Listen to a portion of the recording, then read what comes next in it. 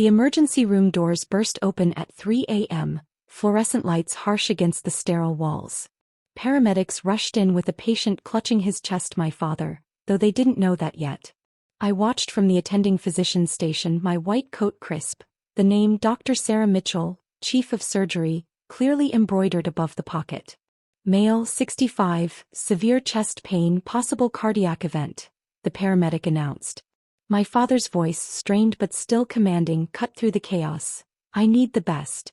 Get me your chief of surgery. Now. I could still hear his words from 10 years ago, echoing in my mind as I watched the scene unfold. Medical school? Don't be ridiculous, Sarah. You can barely handle basic science. Be practical. Take the business degree we offered. Mom had nodded in agreement that day, both of them sitting in our luxury living room, disappointed as usual. Doctor, study for years, dear. You've never been good at long-term commitment. I straightened my stethoscope, checking my father's preliminary readings on the tablet. The irony wasn't lost on me. The daughter they said would never finish pre-med was now running one of the country's top cardiac units. Stats dropping, a nurse called out. BP 160/90 and rising. My father's face was pale, but his trademark scowl remained. Where is your chief of surgery? Do you know who I am? I'm Richard Mitchell. Page Dr. Mitchell, I instructed the nurse, maintaining my professional distance. She knew the protocol we'd discussed for this possibility. Sir, the nurse smiled at my father. She's right here. I stepped forward, charts in hand. Hello, Dad. The monitor's steady beeping punctuated the sudden silence. My father's eyes widened, his mouth opening and closing without sound. The expensive watch he'd always used to check impatiently during our arguments caught the overhead lights as his hand trembled. Sarah, he finally managed. You're a nurse? Chief of surgery, actually, I corrected, reviewing his EKG. For the past 2 years. Those medical conferences Mom said I was lying about. I was speaking at them. Another nurse appeared with additional test results. Dr. Mitchell, the preliminary cardiac enzymes are ready. Sarah, this is absurd, Dad started, trying to sit up. You can't be. Dr. Mitchell, I corrected again, my voice professional. And please lie still. You're showing clear signs of cardiac distress. The memory of my medical school acceptance letter, the one they'd laughed at, flashed through my mind. They'd been so certain I'd fail out in the first semester. Instead, I'd graduated top of my class. Get another doctor, he demanded, though his voice was weaker now. A real. Dad, I cut him off. You're having a heart attack. I'm the best cardiac surgeon in this hospital, and right now I'm your doctor. We can discuss your disappointment in my career choice after I save your life. His face paled further as the severity of his situation sank in. The monitors chirped more urgently. Prep or 3, I ordered. Full cardiac team stat. You can't do this, he protested weakly. You're not, you never. Actually, I did, I said, making notes in his chart. Every time you and Mom told me I couldn't, I did. Every doubt, every dismissal, every mockery of my unrealistic dreams, they all pushed me to work harder. The nurses efficiently prepared him for transfer, their movements precise under my leadership. I'd trained them personally, built this department into a national center of excellence, all while my parents believed I was probably waiting tables somewhere. BP continuing to rise, a nurse warned. I'm going to save your life, Dad, I said clearly, meeting his confused eyes. Not because you believed in me, you never did. But because I believed in myself, and because I took an oath to help every patient who comes through those doors. Even you. The transport team arrived to move him to surgery. 10 years of dismissal and doubt hung between us in the fluorescent lights. Sarah, he whispered, fear finally breaking through his pride. That's Dr. Mitchell, I corrected one final time. And we'll talk after surgery. Right now, I have work to do. As they wheeled him toward the OR, I could see the questions in his eyes. How had his unreliable daughter become the person holding his life in her hands? The same hands he'd said weren't steady enough for medicine were about to perform complex cardiac surgery. I turned to my team, professional mask firmly in place. Prep for emergency bypass. And someone contact Mrs. Mitchell, tell her to get here quickly. It was time to show my father exactly what his impractical daughter could do. The operating room hummed with familiar tension as I scrubbed in, my movements precise after thousands of similar procedures. Through the window I could see my team preparing my father, the man who'd once said my hands were too clumsy for real medical work. Dr. Mitchell, my lead surgical resident, approached. Your mother just arrived. She's demanding to speak with the chief of surgery. Of course she is, I murmured, carefully scrubbing under my nails. Tell her the chief is preparing to operate on her husband. She doesn't know it's you, does she? No, I replied, drying my hands. She thinks I'm running a small clinic in Chicago. That's what they tell their friends at the country club. The surgical nurse helped me into my gown and gloves. Through the OR doors I could hear my mother's voice rising in the corridor. This is ridiculous. My husband needs the best surgeon available. I stepped into the operating room, the familiar weight of responsibility settling over me. My father lay prepped and draped, tubes and monitors surrounding him. The anesthesiologist nodded. Everything was ready. Scalpel, I said clearly, and the instrument slapped into my palm with practiced precision. As I made the initial incision, memories flooded back. Mom tearing up my anatomy textbooks because they were distasteful. Dad calling my pre-med advisor to say I was dropping out. I wasn't. Their faces when I told them I'd been accepted to residency at Mass General. Pure disbelief followed by accusations that I must have cheated. Retractor, I called, and my team moved in perfect synchronization. The OR doors burst open. My mother, having somehow gotten past security, stood frozen in the doorway. Her designer outfit clashed harshly with the sterile environment. You can't be. She whispered, recognition dawning. Mrs. Mitchell, you need to leave the OR immediately. My charge nurse moved to intercept her. That's Sarah? That's Dr. Mitchell, my surgical resident corrected firmly, guiding her out. And she's performing extremely delicate surgery. The doors swung shut on her shocked face and I refocused on the task at hand. My father's heart lay exposed before me, damaged but salvageable. Just like my dream of becoming a doctor had been, despite their best efforts to destroy it. Multiple blockages, I noted, my voice steady. We'll need to. The monitor alarmed. BP dropping. My anesthesiologist called. He's crashing, someone said. In that moment I wasn't their disappointing daughter. I was simply a surgeon doing what I'd trained years to do. My hands moved with practiced skill, making decisions and adjustments that would determine whether my father lived or died. Push one of AP, I ordered, my voice calm despite the crisis. And get me the bypass machine ready. For 6 hours I worked. Every stitch, every graft, every decision proved what they'd never believed, that I was born for this. My team watched in admiration as I handled complications that would have challenged lesser surgeons. Beautiful work, Dr. Mitchell, my assistant surgeon murmured as I placed the final suture.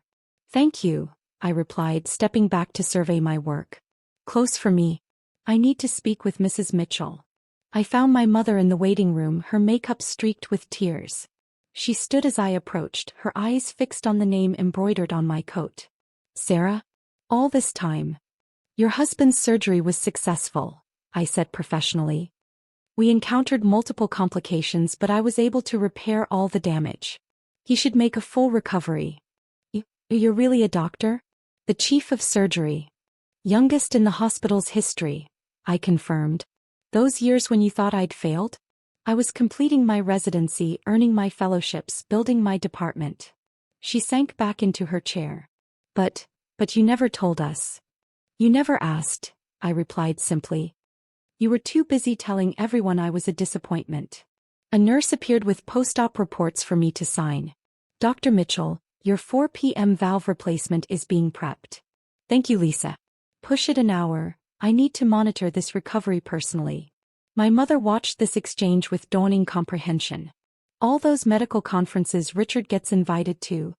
I'm usually a keynote speaker, I confirmed. Though I use my married name professionally.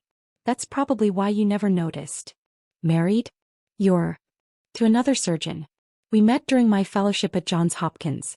That's another life event you missed, being too busy assuming I was failing. The recovery room called. My father was waking up. I turned to go, then paused. Mom? Next time you're at the country club, telling people what a disappointment I am? Remember that your husband is alive because of that disappointment. 3 days later, I stood in my father's private recovery room, reviewing his charts. The monitors showed strong vital signs, my work was holding perfectly. He watched me silently, still processing the reality that his unreliable daughter had saved his life. Your cardiac function is improving, I said professionally, making notes. The grafts are holding well and your numbers are exactly where I want them. Sarah. He started. Dr. Mitchell. I corrected automatically, not looking up from the charts. You've said that every day since the surgery, my father muttered, his voice tight with frustration. And you've refused to recognize the truth every day since the surgery, I replied quietly, finally meeting his gaze with resolve. The same way you refused to acknowledge my graduation from medical school. Or when I finished my residency. Or when I was appointed chief of surgery here. He opened his mouth to speak, but a knock interrupted us. Dr. James Chin, my husband and the hospital's head of neurosurgery, stepped into the room. His posture was formal, every inch the professional he was. Dr. Mitchell, he said, using my title deliberately and respectfully, the board meeting is beginning. They're waiting for their chief of surgery. My father's eyes widened. Board meeting? Yes, I answered, reaching into my bag. I placed a folded newspaper in his hands. The hospital has the highest cardiac survival rate in the country. The board tends to listen when I have something to say. His hands trembled slightly as he unfolded the paper. His eyes landed on the bold headline, Mitchell Cardiac Center receives presidential recognition for revolutionary surgical techniques. That's named after me, I said evenly. Not you. I built this center. Every protocol. Every procedure. Every innovation.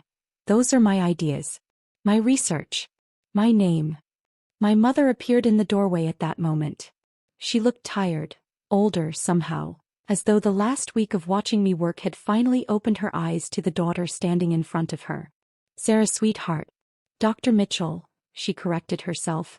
The nurses were telling me about your research program. The one you said was a distraction? I lifted my tablet and brought up the data. Vital statistics and national outcomes scrolled across the screen. This program has transformed cardiac care across the country. Lives that would have been lost are now being saved every single day. My father shifted uncomfortably. Why didn't you tell us? I let out a soft, almost sad laugh. Tell you? I did tell you, Dad. I told you about every milestone. Every small win. Every success. You just didn't listen. You were too busy telling me to focus on a real career, to hear any of it. James touched my elbow gently. They really are waiting, love. One moment. I turned back to my parents, my white coat catching the light like polished armor. Do you want to know what the hardest part of operating on you was? My mother's breath caught. My father said nothing. It wasn't the surgery, I continued. That was routine. That's what I do. The hardest part was knowing that even with your heart literally in my hands, you still wouldn't believe in me. Even then, I had to earn your respect. The only sounds in the room came from the steady beeping of the cardiac monitor. The night you came in, you demanded the best surgeon, I said softly. You got her. And not because I'm your daughter, but in spite of it. I stopped living to prove something to you. I became who I am by proving it to myself. Another knock. A nurse stepped in with a stack of files. Dr. Mitchell, the new research grant has been approved. Congratulations. Also, the First Lady's office called regarding your appointment to the Presidential Medical Advisory Board. I signed the documents quickly, professionally. My mother gasped softly in the doorway. Your recovery is on track, I told my father, shifting fully back into my role. Dr. Rodriguez will check on you during evening rounds. I have back-to-back surgeries the rest of the day. I turned to leave, but my father's voice stopped me. Sarah, Dr. Mitchell, the night you operated, were you scared? Operating on your own father. I paused and looked back at him, my expression calm. No, Dad. I wasn't scared. The operating room is the one place I've always felt confident. It's the one place where your doubts and Mom's disbelief couldn't reach me. In there I belong. James gently touched the small of my back. The board, he reminded gently. I nodded. Right. I stepped toward the door, then glanced back one last time. Mom, Dad, I have a hospital to run. If you need anything, your nurses know how to reach me. And Dad. I let a small, genuine smile tug at my lips. Next time you ask for the best surgeon in the country, try believing it might actually be your daughter. We stepped out into the hallway, 2 doctors in step, coat to coat, shoulder to shoulder. As the door closed behind us, I heard my mother quietly begin to cry. They're reading about you right now, James said quietly as we walked. All the published research, the awards, the innovations. Everything they ignored while doubting what you could do. I smiled, brushing my fingers lightly over the embroidered name on my coat. Good, I said. Dad's recovery will take weeks. They'll have plenty of time to learn who their daughter really is. And every doctor, nurse, and intern who walks into that room will call me Mitchell. And if they ask about your next surgery? He asked as we reached the boardroom doors. I lifted my chin and answered without hesitation. Tell them what I tell every patient's family, that they're in the hands of the best cardiac surgeon in the country. Whether they choose to believe it or not. The doors opened. The department heads and senior physicians rose from their seats as I entered, eyes full of respect and expectation. Not a single one of them questioned my place here. I took my seat at the head of the table. Let's begin, I said clearly, lifting the first file. Starting with the expansion plans for the Mitchell Cardiac Center.